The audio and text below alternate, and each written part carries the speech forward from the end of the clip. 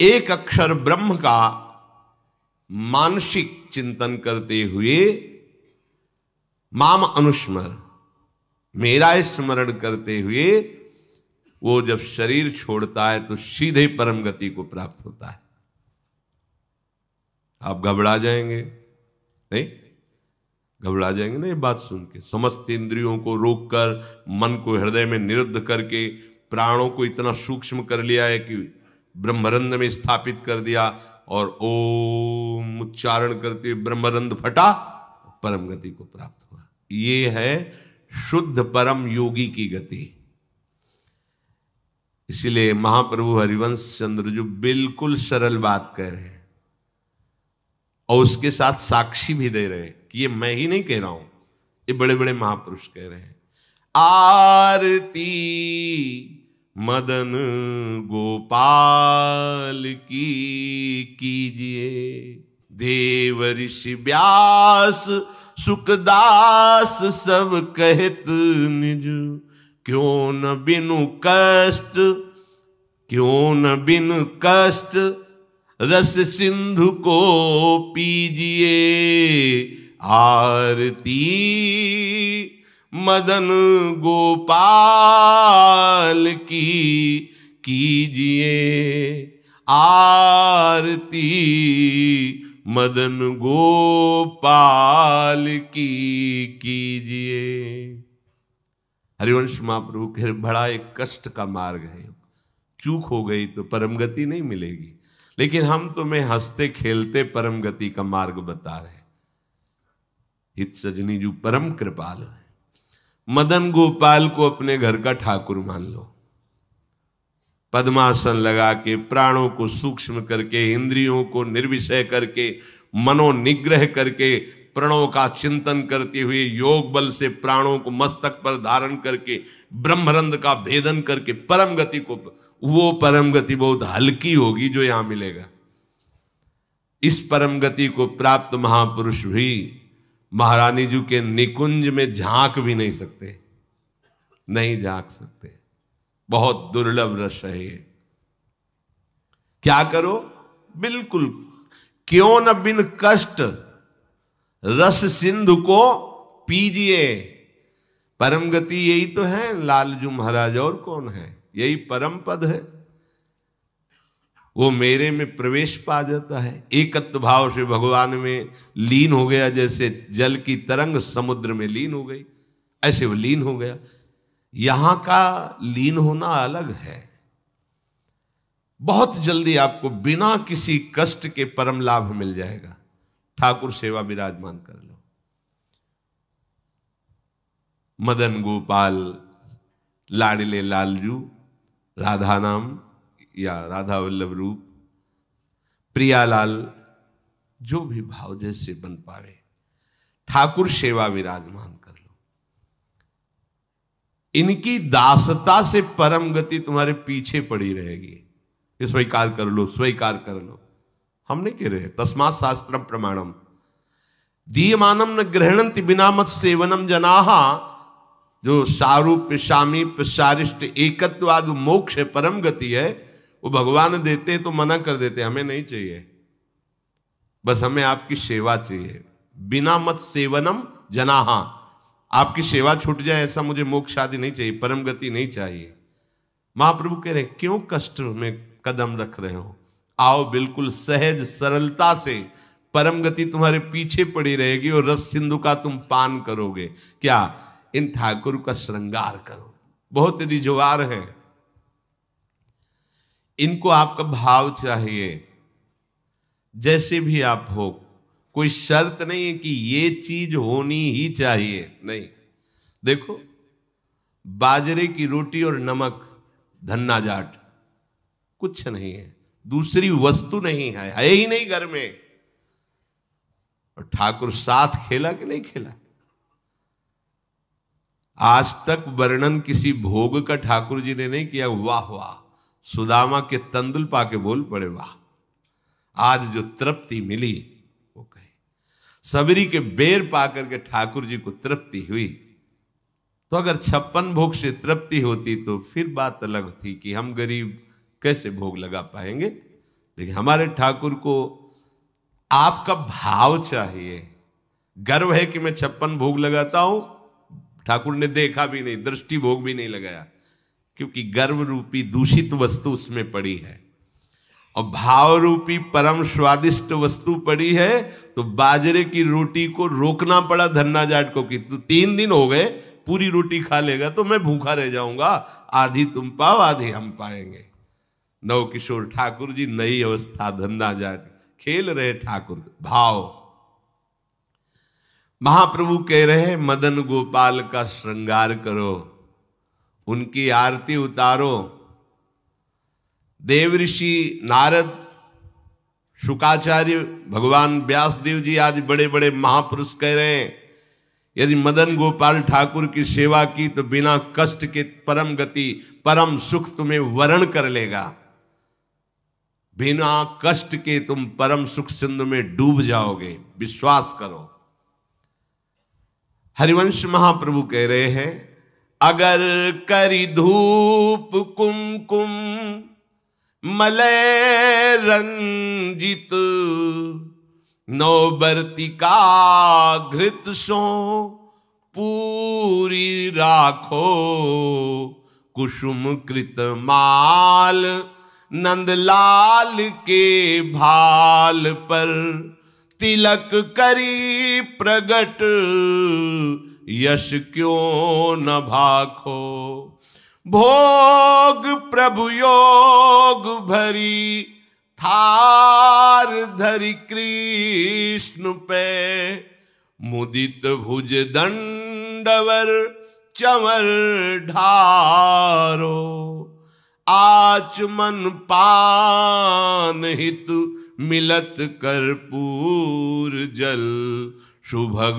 मुखवास कुलता Pizarro, शंख दुंदुभि पणवो घंट कल वेणुरो, झल्लरी सहित सुर सप्त नाचो, मनुज तन पाई यह दाय ब्रजराज भज, सुखद हरिवंश प्रभु क्यों न याचो, मनुज तन पाए यह दाय ब्रजराज भज, सुखद हरिवंश प्रभु क्यों न याचो।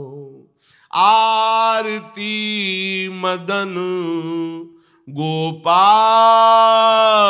की कीजिए, आरती मदन गोपाल की कीजिए।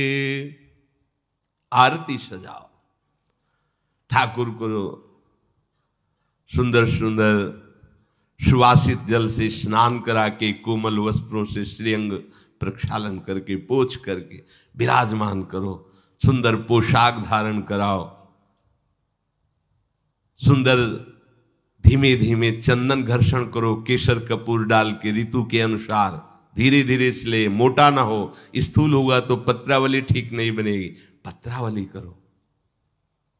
सुंदर सुंदर पुष्प लाओ चयन करके, 2-4 पुष्प ही वृंदावन के हो गए तो लाखों करोड़ों के बाहर के पुष्प समानता नहीं कर सकते। इस धाम में जो प्रगट पुष्प हैं, किसी भी लता के 2-4 पुष्प कोमल पत्ते चढ़ा दो, हमारे ठाकुर रीझ जाएंगे। सुंदर सुंदर पुष्पों की माला गूंथो, अहो भाग्य है उनके जो रोज श्री जी की सेवा में ये सेवा का सौभाग्य, सुंदर सुंदर आभूषण फूलों के, माला फूलों की धारण कराते हैं, अहो भाग्य, जीवन धन्य, उनका हाथ धन्य हो गया। पूर्व जितने भी हाथों से हमारे कर्म नहीं होने चाहिए वो हुए हैं, वो सब भस्म हो जाएंगे, क्योंकि अब ठाकुर सेवा में हाथ लग गए। आप ठाकुर जी की रसोई अमनिया कर रहे, ठाकुर जी की रसोई अमनिया किए हुए पात्रों को अमनिया कर रहे, आप पोछा लगा, कृतकृत्य हो गए। लाखों माला भजन इसकी समानता नहीं कर सकता। श्री जी के उच्छिष्ट पात्रों को आपने मार्जन करके विराजमान किया नवीन भोग के लिए, लाखों माला इसकी समान, ये सेवकाई है। सेवकाई सीधे श्री जी को अधीन करती है। माला जपने का फल है, इसका फल नहीं, ये सीधे आराध्य देव को अधीन करती है सेवा। जैसे उपासक रात में जग करके, नींद ना लेकर के, कष्ट सहते हुए वर्षों का अभ्यास, ये श्रृंगार करते, इसमें 2-4 घंटे नहीं लगते हैं। कल जो श्रृंगार होना है, मध्याह्न में विश्राम नहीं करते, नीचे वहां बेसमेंट में ये श्रृंगार करते रहते कपड़ों का। ये श्री जी आज ऐसे सिंहासन में बैठे, निहाल हो गए तुम। अगर अन्य कोई दुराचार प्रवृत्तियां तुम्हारे ऊपर शासन न करे, तुम अन्य कोई गलत कार्य ना करो, तो तुम खुद ही देख लोगे कि आपके अंदर श्री जी क्या देती है। जो बड़े बड़े योगियों के लिए दुर्लभ है वो प्रीति आ जाएगी, लाडली जी के लिए रोना आ जाएगा, कभी श्रृंगार करते करते आंसुओं की झड़ी लग जाएगी। ऐसा होता है, ऐसा होता है। जब हमारे अंदर भाव बहुत है और सामग्री नहीं है, तब वो दैन्यता भरी सेवा होती, पूछो मत।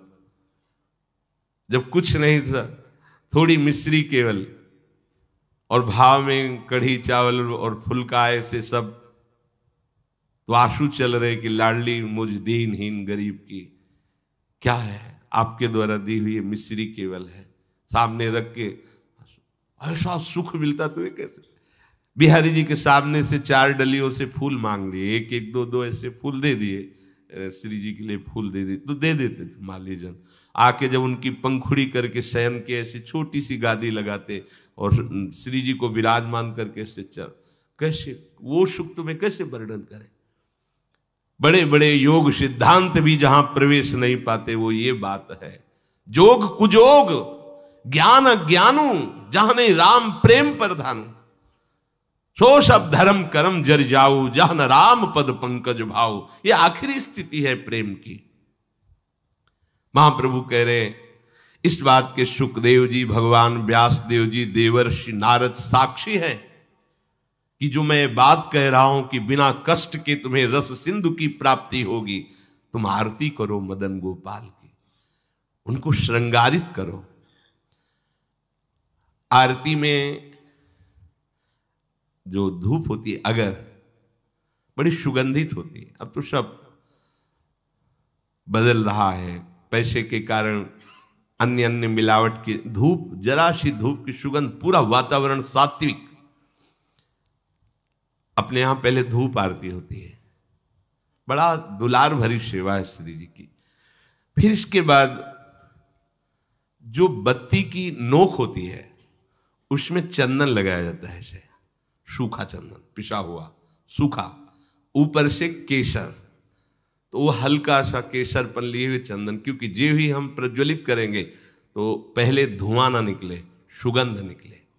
इसीलिए महाप्रभु कह रहे हैं कि कुमकुम मलय रंजित बर्तिका, 9 बर्तिका जिसमें चंदन बुरा ऐसे, क्योंकि घी लगा होता है वो चिपक जाएगा, फिर केसर पिसी हुई ऐसे, तो जे ही हम अग्नि प्रज्वलित करेंगे तो धुआं नहीं निकलेगा, उससे चंदन की सौरभ, ये भाव की चीज है।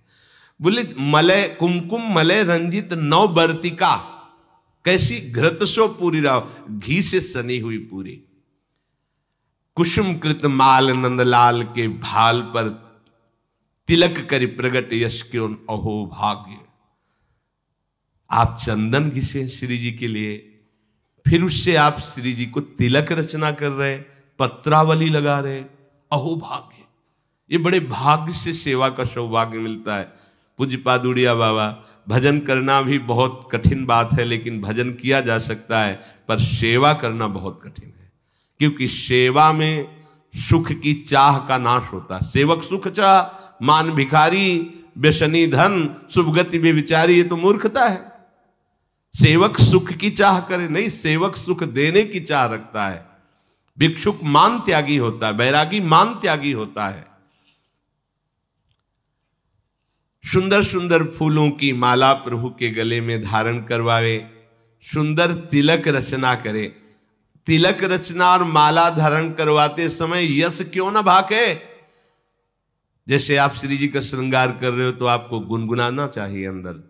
ब्रजनव तरुणी कदम्ब मुकुट मणि श्यामा आजू बनी। नख शिखलो अंग अंग माधुरी, मोहे श्याम धनी।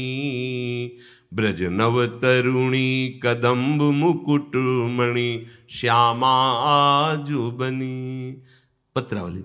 यो राजत कवरी गुंथित कच, कनक कंज बदनी। चिकुर चंद्रिकन बीच अर्ध बिदु, मानो ग्रसित फनी। या आवत श्री वृषभानु दुलारी।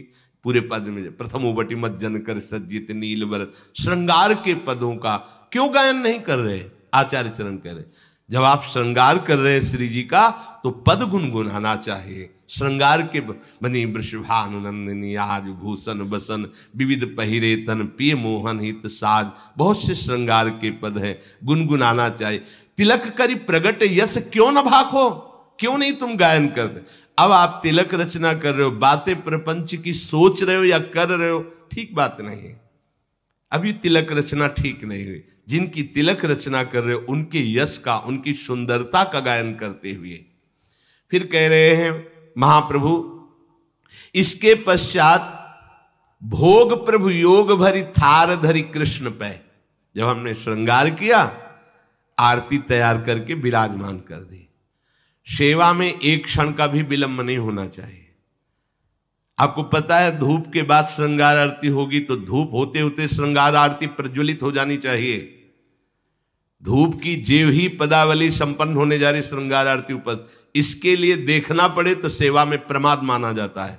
सेवा में स्वामी की सेवा की आवश्यकता के पहले सेवक सेवा सौंज लिए खड़ा है।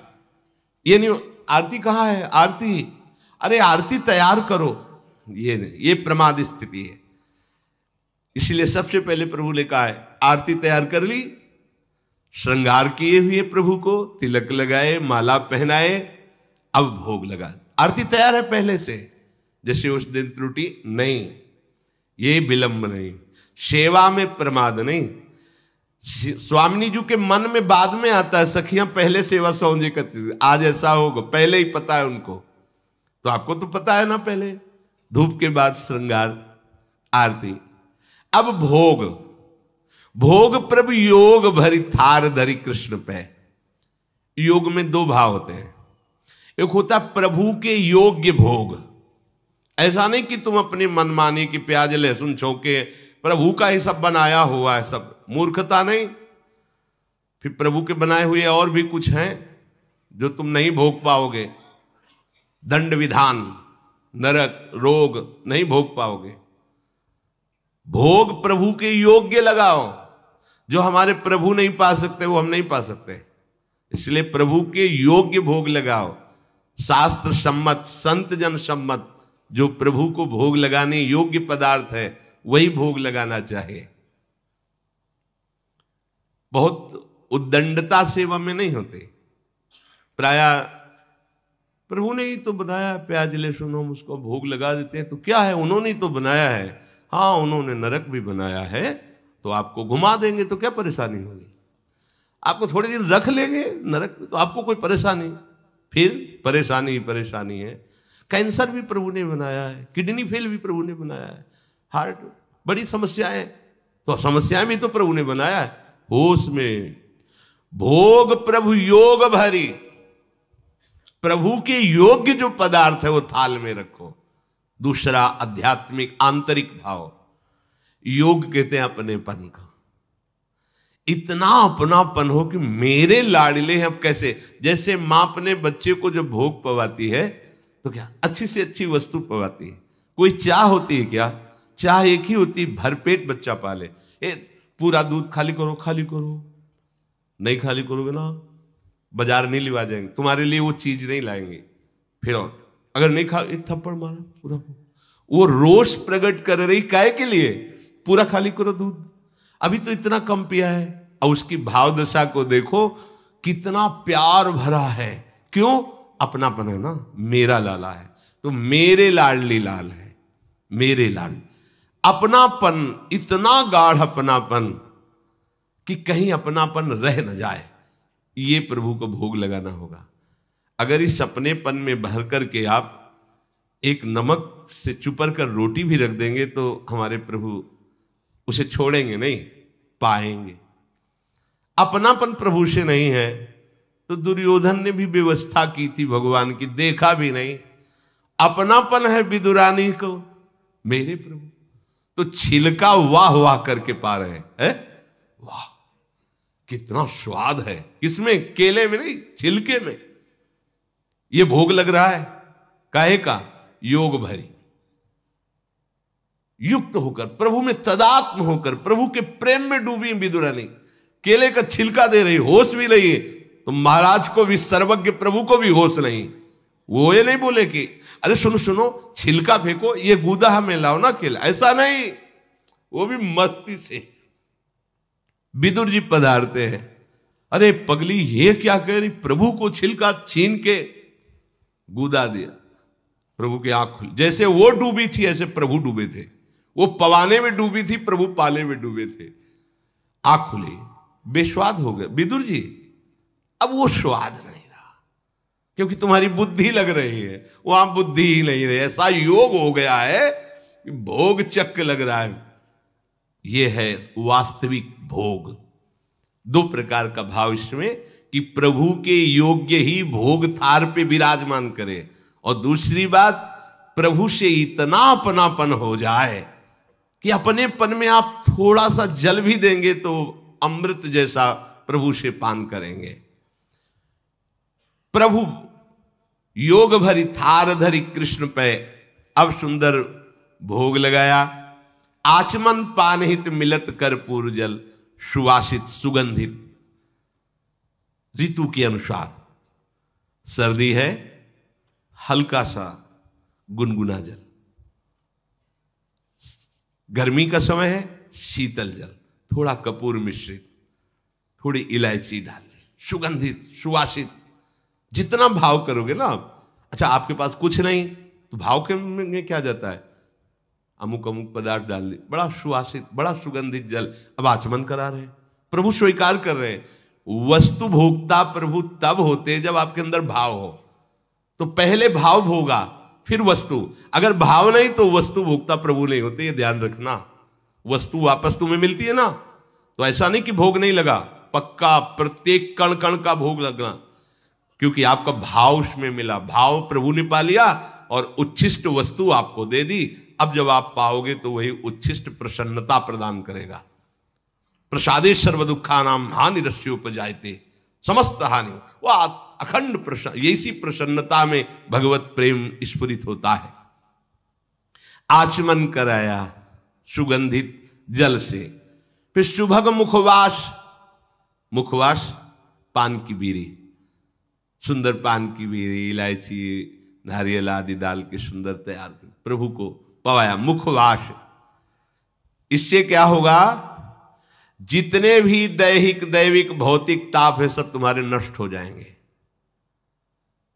जितने भी ताप समूह के समूह सब भस्म हो जाएंगे। अब सुंदर चंवर लेकर के प्रभु के ऊपर चंवर कर रहे हैं। फिर शंख दुंदुभी पणव घंट वंशी झल्लरी, ये सब स्वर से एक साथ बजावें और फिर प्रियालाल की आरती करें। आरती गान करके फिर नृत्य करें, नाचो आदेश करते हैं। झल्लरी सहित सुर सप्त नाचो। ये क्या हुआ? बोले मनुज तन पाए दाय ब्रजराज भज, सुखद हरिवंश प्रभु क्यों न याचो। हरिवंश महाप्रभु कहते हैं मनुष्य शरीर की प्राप्ति और ऐसा दांव भगवत प्राप्ति का, अब इससे बड़ी कोई भगवत प्राप्ति नहीं होती। ब्रजराज श्री लालजू महाराज परम सुख के दाता है। अविचल सुख की प्राप्ति, परम गति की प्राप्ति इन्हीं से होती। इनको रिझा लो, ये बिना कष्ट का मार्ग है। भगवान ने मार्ग बताया, ब्रह्मरंध फोड़ करके ऐसे से ऐसे, और उनके दुलार करने वाले प्रियजनों ने बताया कि ब्रह्मरंध फोड़ने की जरूरत नहीं है, ये पूरे के पूरे तुम्हारे हृदय में बैठ जाएंगे, कहीं जाना आना नहीं है। इन्हीं में जीते जी तुम लीन हो जाओगे, जीते जी मस्त हो जाओगे, परम गति तुम्हारे चरण चूमेगी। यदि इनको रिझा लिया। कोई कठिन नहीं है। क्यों न बिन कष्ट रस सिंधु को पीज, ये बात करने लगते हैं। अगर आपकी सेवा भावना दृढ़ हो जाए तो आपसे बात करने लगते हैं। सीधे एक रस मार्ग में चलो सच्चाई से, तो वास्तविक भगवत प्राप्ति हो जाएगी। श्री भगवान भगवत प्राप्ति का ये स्वरूप वर्णन करके जो अविश्लोक वर्णन कर रहे हैं वो महाप्रभु वर्णन किए। कह रहे अनन्य चेता सततम यो माम स्मरति नित्य सहा, तस्याहम सुलभ पार्थ नित्य युक्त योगिनः। ये अमृतमय श्लोक है। भक्त के लिए, प्रेमी उपासक के लिए यही जीवन है। ये सब साधन मार्ग हैं, पर ये हर संप्रदाय के, हर साधना के उपासक के लिए ये अमृतमय श्लोक है। भगवान इस श्लोक में बोले हैं सुलभा, मैं बहुत सुलभता से उसको प्राप्त हो जाता हूं। जैसे महाप्रभु बोले क्यों न बिन कष्ट रस सिंधु को पीजिए, तो कह रहे तस्याहम सुलभा, मैं उसके लिए सुलभ हूं। सुलभ माने बिल्कुल सहजता से प्राप्त हो जाता हूं। किसके लिए? बोले अनन्य चेता सततम यो माम स्मरत नित्य सहा, जो मेरा अनन्य चिंतन करता है, नित्य निरंतर चिंतन करता है, बस यही जीवन का लक्ष्य रहा है। गुरु कृपा से बच्चापन में ही गुरुदेव भगवान की बलिहारी यही बात डाल दी थी कि बच्चा निरंतर भजन करने से जो झांकी आती प्रभु, वो में शब्द याद है, झांकी आती, तब जानना चाहिए भजन, एक क्षण भी भजन न छूटे। ये संस्कार अगर कहीं भगवान की कृपा से और मार्ग का गुरुदेव उपदेश करते तो एकदम कोरा स्वभाव था वही पड़ता, पर भगवान ने जहां जैसे पहुंचाना होता है वैसे ही, जैसे सन्यास मार्ग में भी थे तो हमारी निराकार में रति नहीं थी, गंगाधर भगवान शिव के रूप में आसक्ति थी। अब हमें पता चला कि क्यों नहीं होने दी निराकार में, क्योंकि रूप में ही लाना था उनको कृपा करके, इसलिए निराकार में आसक्ति नहीं होने दी। उनका सारा पहले विधान होता है। गुरुदेव भगवान ने ये पिताश्री से कहा, पिताजी आए और कहा कि ये लड़का बाबा बनना चाहता है स्वामी जी। वो आते जाते थे घर में, तो सैमशी में उस समय स्वामी जी विराजमान, तो उनका पाणे छोड़ जाओ, एक हफ्ता बाद ये घर भाग जाएगा, या फिर हम एक हफ्ता बाद मंत्र दे देंगे, तब जान लेना कि साधु बनी ही जाएगा। और स्वामी जी जैसी आपकी इच्छा छोड़ के गए। एक हफ्ते जो है गुरुदेव भगवान ईंट ढोवाना, झाड़ू लगवाना, बड़े कार्य करवाना, और जैसे पेड़ा आदि आते सबको बांटते, हमें एक भी पेड़ा नहीं देते। शाम के एक बार भोजन की अनुमति पाल, 7 दिन तक चुपचाप शेष। फिर कहा अच्छा कल गंगा नहा के आ जाना, मंत्र दे देंगे। ठीक है, सुबह गए, स्नान करके तो पंचाक्षरी मंत्र दिया। मंत्र दे के कुटिया में गए, फिर उठ के आए, बोले सुनो आओ एक बात कहनी। बैठे, बोले 12 मंत्र भी ले लो। तुम कहा जपेंगे कौन? बोले पहले तुम ये जपना, लेकिन ये रखे रहो, आगे काम आएगा। हमारी समझ में नहीं आ रहा था कि मतलब मंत्र 2 क्यों दे रहे हैं। ये पहले से भूमिका तैयार थी वृंदावन की, हमें पता नहीं था। 12 मंत्र भगवान श्री कृष्ण का, पंचाक्षरी मंत्र सबसे पहले दिया। बाद में पता चला कि ये बीज तो गुरुदेव ने ही पहले बो दिया था कि जिस मार्ग से घूम के जाना है। वो कह रहे थे कि बाद में तुम्हें पता चलेगा, वो बाल्यावस्था थी, मेरी मति गति वहां तक पहुंच नहीं रही थी। और जपे हम पहला ही, जपे पहला ही, बाद में जब भगवान शंकर ने इधर, तब हम मुझे समझ में आया कि बीज तो गुरुदेव भगवान ही अंदर से बो दिए थे पहले ही। ये कृपा गुरुदेव भगवान की हुई कि चित्त में बैठाल दिया कि निरंतर चिंतन करना यही संन्यास है, यही साधना है, यही भगवत प्राप्ति का स्वरूप है। गुरु कृपा से पूरे जीवन भर एक बात रहे कि हम कभी 1 सेकंड के लिए अपने आराध्य देव को ना भूले। पूरे जीवन भर इसकी चेष्टा गुरु कृपा से करते। अन्य सब बात थी साधन की, पर बात उसमें प्रधान ये थी कि भूले ना। जैसे हम गायत्री मंत्र भी जप रहे हैं नैष्ठिक ब्रह्मचर्य में, तो गुरु के द्वारा दिया हुआ पंचाक्षर मंत्र लिखा हुआ है, बार बार उसे देख रहे हैं या अंदर से देख रहे हैं, गायत्री मंत्र चल रहा है। बड़ी कृपा रही है, मन को भागने के अवसर नहीं मिले। अनन्य चेता सततम, इसीलिए हम आपको फिर कह रहे हैं, बहुत जल्दी लाभ लेना है तो इसको डबल पटरी में फंसाओ। यह जो एक मन बहुत ठोर कर कह कर उसने सच उपायो, बहुत जगह नहीं लगता है कि एक प्रभु में लगाओ फिर संसार में से, प्रभु में ही 2 जगह लगा दो। बड़ी चतुराई से फांसा जाता है।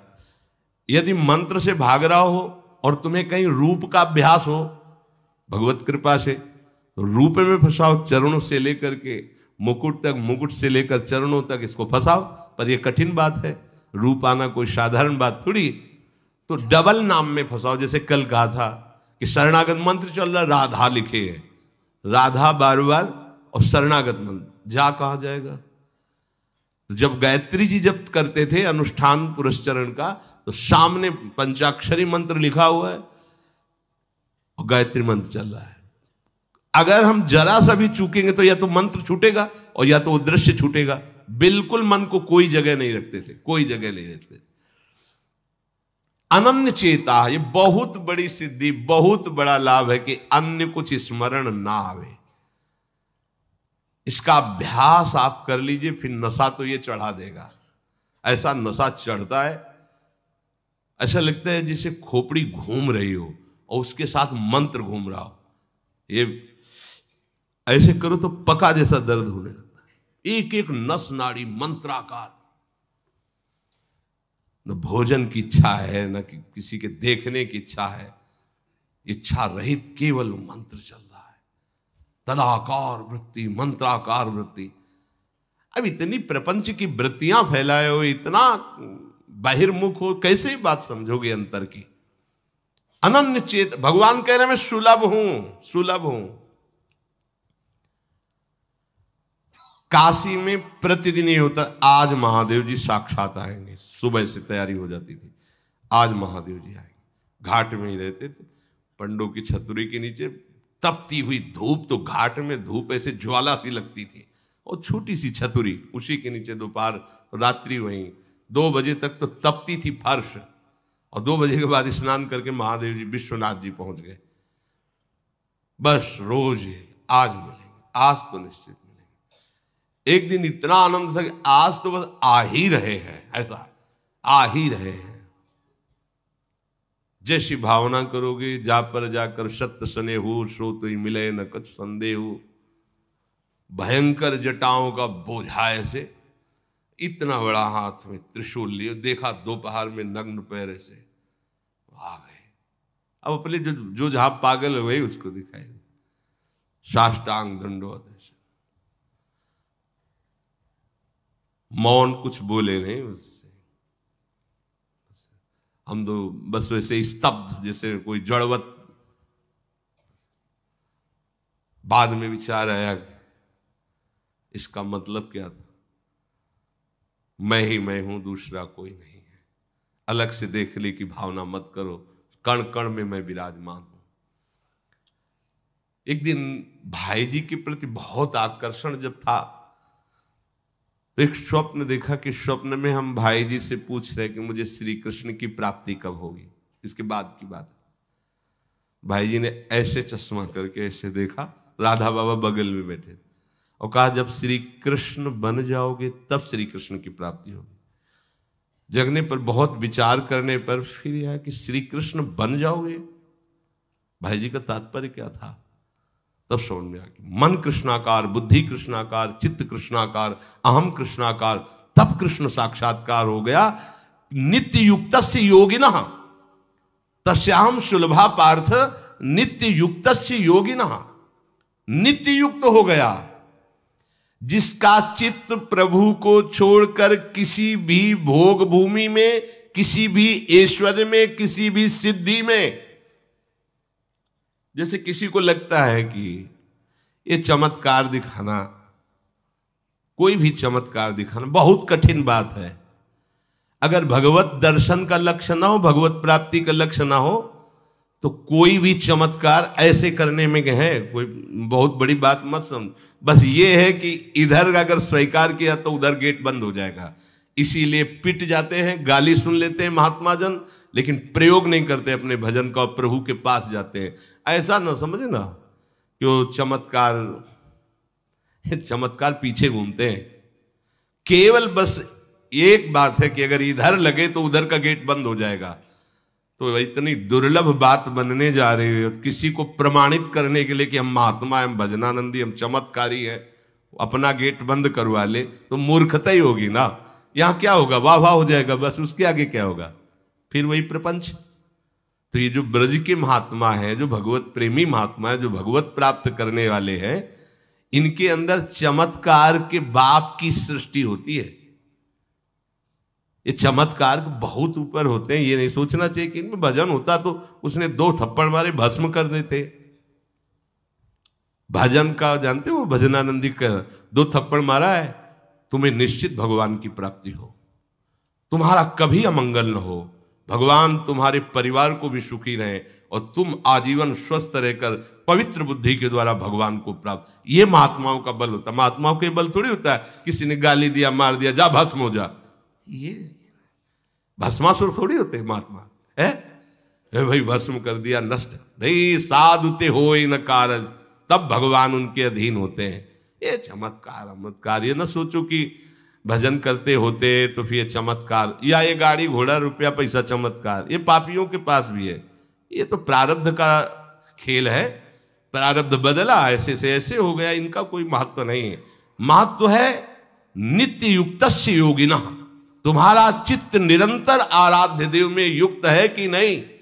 किसी भी ऐश्वर्य, किसी भी भूमि, किसी भी पद का कोई भी संबंध, आश्रय, चिंतन नहीं।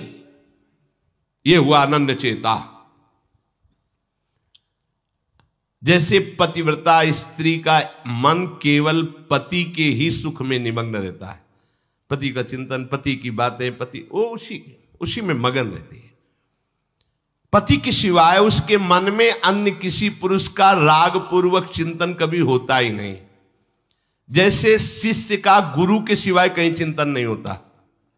पतिव्रता पत्नी का मन, प्राण, तन सब पति के ही सेवा में, चिंतन में, मनन में। जैसे शिष्य का गुरु के ही तन, उनकी सेवा में मन, उनके आज्ञा के पालन करने में एक एक चेष्टा गुरु की प्रसन्नता के लिए, कोई दूसरा इष्ट शिष्य का होता ही नहीं है। शिष्य का कोई दूसरा इष्ट नहीं होता। ऐसे शिष्य को अपने गुरुदेव में ही भगवान का साक्षात्कार हो जाता है, क्योंकि पर्दा हटा तो देख लिया कि प्रिया प्रीतम मुस्कुराते हुए बैठे। श्री भट्ट देवाचार्य जी के पास जब हरिव्यास देवाचार्य जी आए तो कहा, भगवान हम शिष्य बनना चाहते हैं। तो उनका, तुम्हें हमारी गोद में कुछ दिखाई दे रहा है? तो कहा, ऐसा में कुछ तो नहीं दिखाई दे रहा है। तो उनका, फिर अभी तुम जाओ गिरिराज जी की 12 वर्ष परिक्रमा करो, राधे राधे बोलो 12 वर्ष पर। ऐसा ही किया। 12 वर्ष बाद फिर आए, अब कुछ दिखाई दे रहा है? बोले भगवान कुछ नहीं दिखाई दे रहा। बोले जाओ फिर 12 वर्ष करो। कह रहे कि जो शिष्य है गुरु के सिवा और कोई इष्ट रहे हैं, उन्हीं का चिंतन, उन्हीं के आगे, तो वही उसको साक्षात्कार हो जाता है। जब 24 वर्ष बाद आज्ञा पालन करके आए तो देखा प्रियालाल गोद में। बोले अब कुछ दिखा है? हाँ। बोले प्रियालाल महाराज जी विराजमान है, आओ।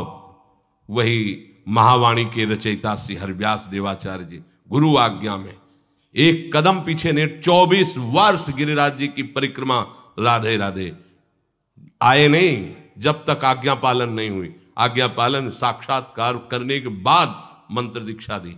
आज्ञा पालन का फल भगवत साक्षात्कार।